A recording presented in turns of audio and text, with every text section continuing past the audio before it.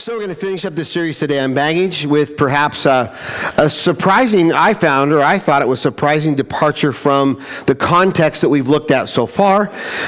This series has predominantly looked at the baggage of King Saul and why his fear, his insecurities, his past failures, and so on made him such a horrible king, such a horrible leader for the nation of Israel. And we've kind of asked and looked at why and what we can learn from that and how we can overcome some issues in our own life.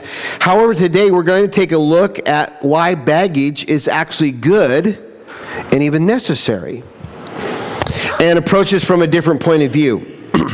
And I want to suggest to you that there's actually a grand design in the experiences that we go through. That going through pain, going through trials, even the failures that we have helps us to mature, learn, and if we so choose to let it, the baggage teaches us to rely upon God as we're trying to get through life. And we'll see that God can use baggage in our life to actually draw us towards Him and to shape us into the tools that He has in mind for the building of His kingdom. And so we want to learn from that. Now, before we get into that, I want to maybe quickly revisit just all the things that we've talked about already and really remind us about that, because I don't want our baggage to continue to be a hang-up. I don't want it to continue to maybe manipulate us and drive us and cause us to continue to fail in life. And so I want to remind us about our journey so far. And first of all, we said that, and I think I've got some of these, Jerome, we all have baggage. We have to recognize we all have baggage. We all have hurts and hang-ups. We all have problems and issues. We all have things from our past that tend to manipulate us as we live and make decisions today. So we want to recognize that. We need to embrace that as a truth. Second of all, we want to admit that you need help. If you want to overcome these things in your life, you have to be willing to admit that you're probably going to need some help to do that. We talked about how God helps us through that. We also talked about how trusted friends in our lives help us to overcome some of the struggles that we face. So we have to be willing to admit that we need help if we're going to find freedom. Third, in the process of dealing with baggage, we want to learn to experience God. And we just looked at a unique way that we do that through music. And we had a week where we talked about how music brought comfort to Saul. And we kind of shifted that week. We shifted our normal schedule and put some music and worship at the end of our time, just that we might reach out and experience God. And anytime we're going through a trial, anytime we're faced with a problem, anytime we're trying to deal with our failures or our struggles, to recognize or look for God in the middle of it. We also talked about then, how do we discover our baggage? How do you discover your baggage? Where can you look? What questions could be asked? We want to uncover some of the areas where we might be struggling. And we want to do some work, maybe journaling, discussing, asking some questions, and so on. We looked at what we can do to discover some of that baggage and where we might be having these hang-ups. Next, we said that we want to face our baggage giants. We took a unique look at David and Goliath. And from that, we recognize there is hope at overcoming the struggles that we face.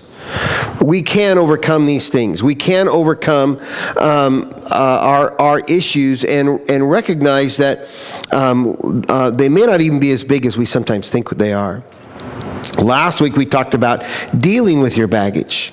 And once we understand it and we're ready to deal with it, we looked at some ideas and some steps that we can take, some things we can work on to help us overcome the problems of baggage in our lives. And there's a lot more to all that, of course. We've been working through this. I just wanted to remind you, we've been working through it for 7 weeks. This is the 8th week. And so, you know, those 7 weeks just got compressed into about a 2-minute reminder of where we've been so far. And so just with that, if I could leave that section with its closing thought, that we need to learn how to effectively deal with the baggage in our life. Now that that's said, the last message is is that though we recognize baggage, perhaps God is actually the designer of the baggage that we have. What if God is actually the creator, or at least the one that understands that we have baggage in our life, understands that we go through trials, and he allows these things to happen for a purpose? As we continue our story, last week we looked at King Saul, and that he was keeping a close eye on David, it said.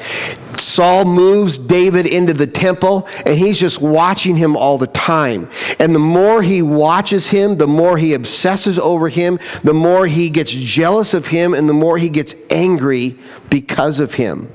And the more he gets angry because of him, the more he watches him. And he just continues this cycle. And he can't let it go. And he even picks up a spear at one point while David is sitting there playing music for him. He picks up a spear and he attempts to kill David by pinning him to the wall. And we're going to pick up the story right where we left off in 1 Samuel chapter 18. Beginning with verse 17. So all that had just happened. Saul tries to kill David in that moment, and in that time. And then that chapter 18, I don't know, it seems like there's almost a couple of different lines of the story, and they just kind of come in and out. I'm not convinced they're completely chronological in the way it's written out there. But we essentially see that David is sent off to do some missions, and he comes back. We see David doing well and Saul praising him, but then the next moment he's trying to kill him and all this. And so Saul is still looking for a way to try to kill David. And he comes up with a new idea, and we're going to pick it up in verse 17. Saul said to David, "Here's my older daughter, Merab. I will give her to you in marriage. Only serve me bravely and fight the battles of the Lord." He's kind of already doing that. For Saul said to himself, "I will not raise a hand against him. Let the Philistines do that." But David said to Saul, "Who am I, and what is my family or my clan in Israel, that I should become the king's son-in-law?" So when the time came for Merab, Saul's daughter, to be given to David, she was given in marriage instead to Adriel of Mohilah. Now Saul's daughter, Michal, was in love with David. And when they told Saul about it, he was pleased. "I will give her to him," he thought, "so that she may be a snare to him, and so that the hand of the Philistines may be against him." So Saul said to David, "Now you have a second opportunity to become my son-in-law." Saul ordered his attendants, "Speak to David privately and say to him, 'Look, the king likes you and his attendants all love you. Now become his son-in-law.'" They repeated these words to David, but David said, "Do you think it is a small matter to become the king's son-in-law? I am only a poor man and little known." And we'll kind of end our story right there for now. So we said King Saul is jealous and angry about David's success.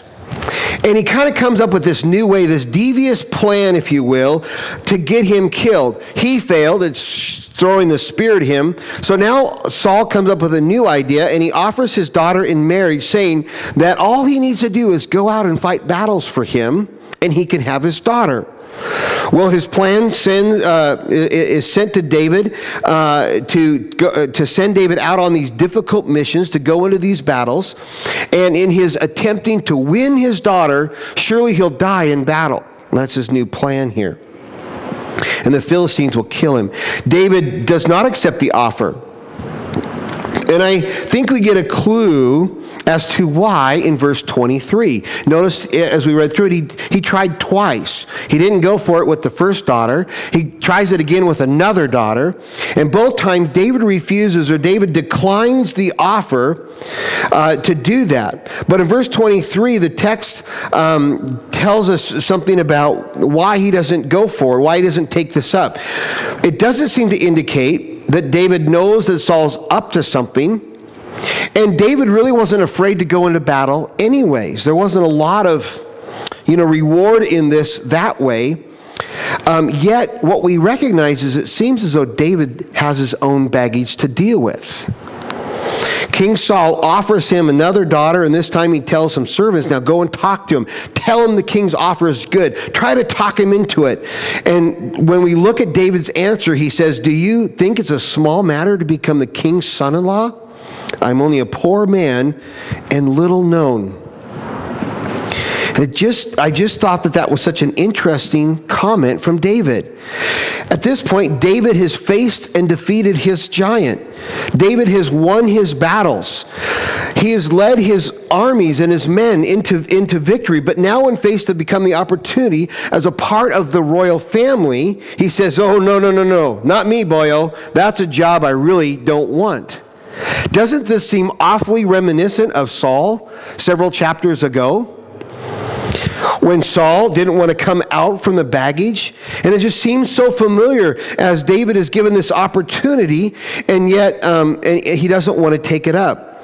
Earlier, and we didn't read all this story, but David had already been, just like Saul, David had already been anointed as the new king, or the sometime or soon to be king over Israel. And now there's an opportunity not to become king, but to enter the family. It almost seems like a decent plan. At least enter royalty. At least become a part of the family. Maybe God will then raise you up. But he doesn't want to take that step. And he says, oh, no, not me. That's more than I want to do. That's bigger than I can handle. I'm just a poor guy. I'm a nobody. I don't even have a well-known name, which really wasn't true, was it? All throughout Israel, they're shouting and singing his praise. And he says, but I'm not even well-known. This is no small matter. I can't become the king's son-in-law. I was thinking through this. So April and, well, Mike's not here today. Grayson, they'll appreciate this next story. Had a guy by the name of Pete come to me one day, and he asked me if he could do something and get to know maybe there was a boy in our youth group. This was down in California. He was wondering if there was maybe one of the boys in the youth group that didn't have a father, and he could do kind of a little bit of a big brother thing, but through the church. And I talked with him, and I said, you know, we could use volunteers in the youth ministry. What if you joined our team? We got lots of boys that you could get to know. You could help out, in our weekly Bible study night or our youth night. We do events, and we go to camps. We do all this kind of stuff. And when I invited him to join our staff and become a volunteer, he says, no. That's a little bit more than I can handle.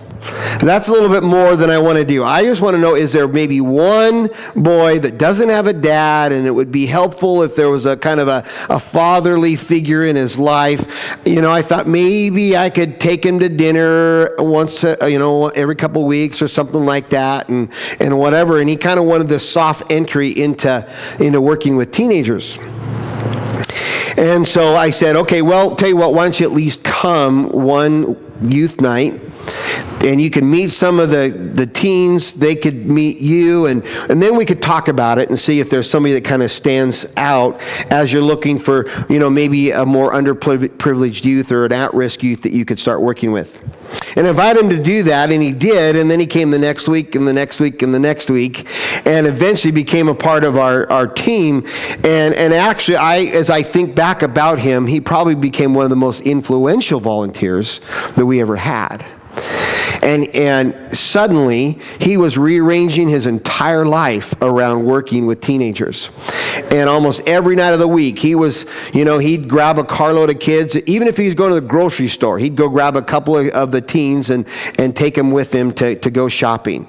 Or they would stop at McDonald's. And he had a $5 limit, but you could get whatever you wanted. So they're getting ice cream and fries, nice healthy meal.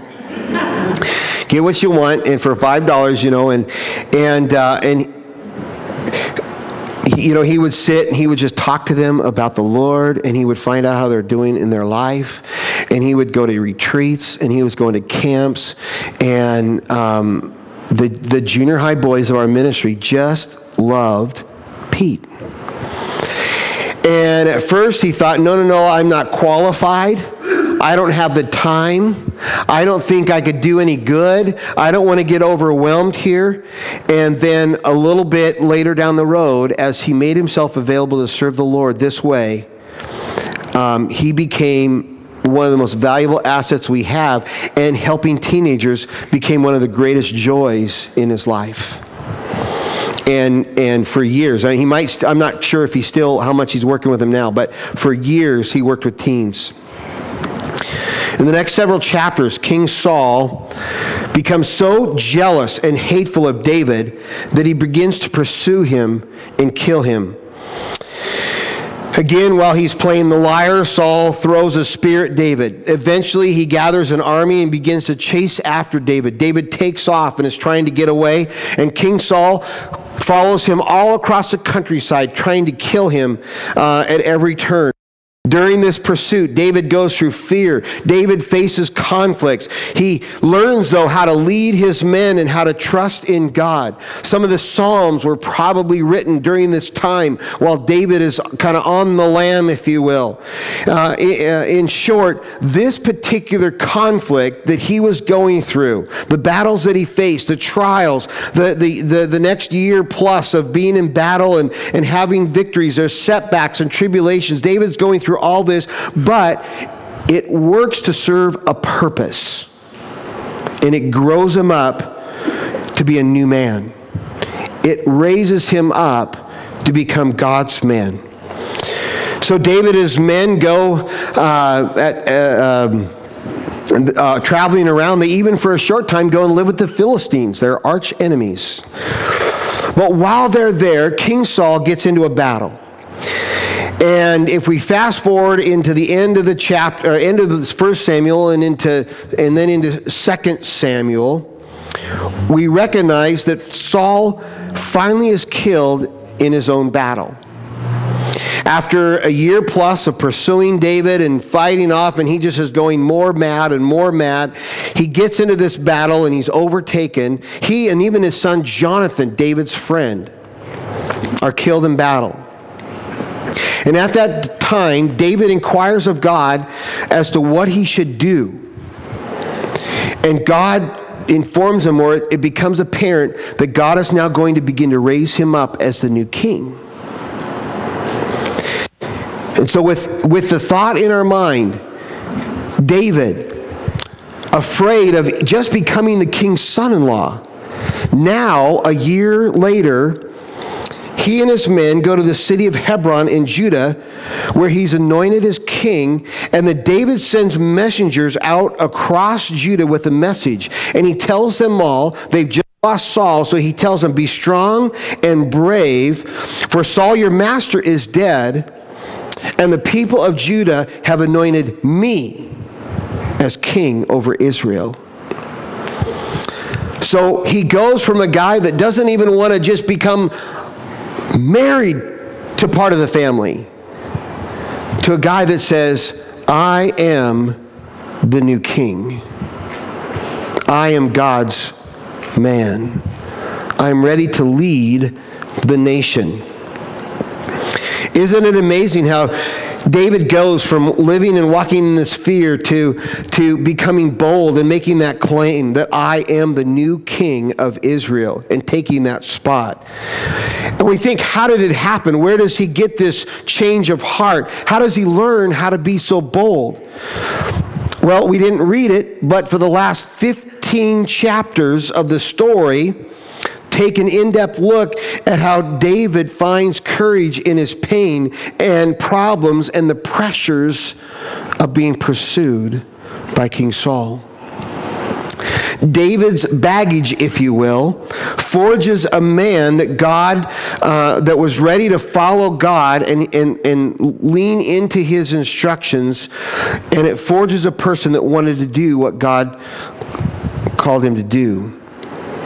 The New Testament writer James says this, consider it pure joy, my brothers and sisters, whenever you face trials of many kinds, because you know that the testing of your faith produces perseverance. Let perseverance finish its work, so that you may be mature and complete, not lacking in anything. Our baggage is the only way that God can mold us, that God can shape us, that God can perfect us into the image of Christ. Whatever you're going through, whatever failures you have, whatever fears you have, whatever wrongs you have, whatever pain you have, whatever pressure you have, whatever you've gone through, God can use that to make you into the person He wants you to be. And it's usually the only thing that makes us into the people He needs us to be. So on one hand, we recognize that sometimes our baggage keeps us from becoming the men and women that God wants us to be. But on the other hand, God absolutely uses baggage and problems in our lives to do that very thing. Our failures can cause us to ask God for help. Our pain can cause us to develop character. Our tribulations can teach us courage and perseverance. Our trials can make us to trust Him. There's a design even in our baggage. There's a design even in our failures and our problems. And that design is in God allowing us to go through these troubles we face, to let there be baggage and problems in our life, so that He can be at work, so that He can humble us, so that He can even break us and create the character in us that He desires. Last June, our family took a trip down to Wallowa Lake. And beautiful area. I'd been there as a kid, and I kind of wanted to revisit. I mentioned this a little bit, I think. We kind of wanted to revisit a childhood memory. And so we went camping for a week down in Lake Wallowa in Oregon. And one of the features they have is a tramway that goes to the top of the mountain. There's a little lodge and a restaurant up there, and then you can hike around. And so we took this tram up and got up there and had some lunch. And then we decided that there was a little trail that kind of walked around the rim of the mountaintop. And so we took that walk around, and it was really beautiful. And we got around to the other side, and the trail kind of it split into two directions. Now, we'd already walked, I don't know, probably about 1.5 miles. We're 7,000 to 8,000 feet in the air, and so the air's thin, it's a little chilly. We'd already had a pretty good walk, and if we took the trail to the right, it's about 200 yards or so, and we were back at the lodge, and we could get in the tram and go back down. If we took the trail to the left, it went up even a steep incline out to a point that looked around, and we had to climb up these rocks, and there was stairs, and it was another mile loop to get around it and so on. And the girls were saying, we're going to go here and go back down. We've walked enough. We've gone enough. That looks scary. That looks tall. That looks steep. We're already tired. Why don't we go on down? And I said, oh, we should do it. That looks great. Let's go for it. Let's take off. And so we started heading towards the lodge, and the hike was over. And we passed another group that was coming down, and we asked them about how the trip was. Oh, and they said, oh, it's a long hike, and yeah, it's kind of steep and hard to get up there. But if you get up on top, the view is beautiful, and you can actually see 4 states in the vista. I said, okay, let's try it. We got to go. We got to go. We got to go. And so, and we had the little kids with us, and so we take off the trail, and we get up there, and just as they said, it was a beautiful view. It was just so worth the effort to get up there and see the grand mountains, and there was no borders or lines to tell us what states we were looking at, but apparently it was up there. But it was just so gorgeous, and we got up there, and there was just kind of this sense of accomplishment, and we're glad we made the trip. Sometimes to get to the vista, to get to the view, to get to the reward, you got to get through the pain and the struggle and the trial to make it. And that's what we see happening in David. We see a man that when he was kind of a first step, a first opportunity to move into the royal family, he's afraid. His insecurities are starting to step up. It's amazing. He faces his giants. He beats his battles. But those seem to be easy things when it came to stepping into a position of service and leadership. And so God has to walk him through a period of his life. God has to take him through trials. God has to take him through these sections where he makes some mistakes. He has some falls. He goes through some hardships. He goes through some trials to make him into a new man. And our baggage has a way of doing that. Our troubles have a way of doing that. And we have to decide, whatever we're facing, whatever fear we have, whatever anger we have, whatever failure we have, whatever we're going through, whatever pressure it might be, will we allow these things to be the baggage in our life that takes us into a place where Saul went? A place where we begin to attack the people around us? We begin to pursue selfishness. We begin to sour everything else about our life because we get consumed in that baggage. Or will you approach it like David? And will you allow these trials and these issues to be recognized as God's design to lead you to pursuing him? We have to choose. It's a matter of perspective. It's how are we going to see this? Will we be like Saul and let it destroy us? Or will we be like David and let it actually define us? Our baggage does that. Our trials, our pressures, our problems do that and help us to lean in towards God if we let it. So we're going to close out this series, and I've asked you to do some work on determining some of your baggage. We gave some opportunity last week to maybe identify and take a stand on an issue of letting go of some of that. But as we close today, we recognize that this is just a lifelong process of facing challenges, of maybe moments of losing hope, and maybe moments of having faith restored. Moments of where we wait upon the Lord, and moments where we press forward. But we just move through these moments, these opportunities, and we avail ourselves to God and say, God, make me into the person you want me to be. Use me for the things you want me to do. And so let's pray that he'd help us to do that. Our Father, we just give you thanks for this opportunity.